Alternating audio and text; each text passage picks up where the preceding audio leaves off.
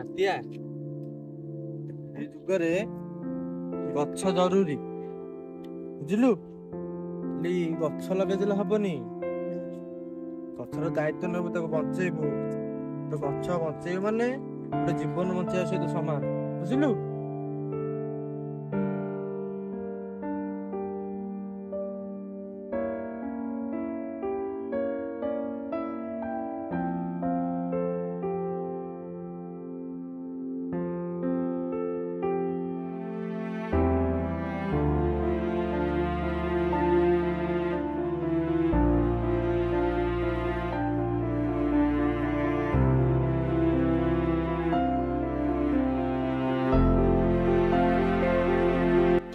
ଯେଉଁ ହାତରେ ତୁ ମୋତେ ଲଗେଇଥିଲୁ, ଆଜି ସେଇ ହାତରେ ମୋତେ ମାରିବା ପାଇଁ ଚାଲି ଆସିଛୁ।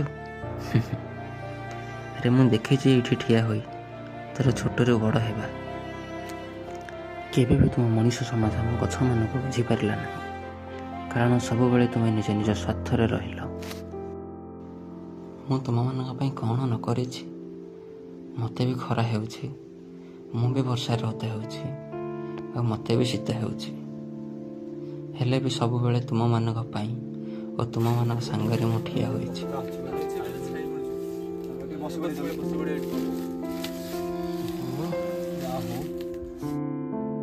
ମୋ ଜୀବନରେ ମୁଁ କ'ଣ ନ କରିଛି ତୁମମାନଙ୍କ ପାଇଁ।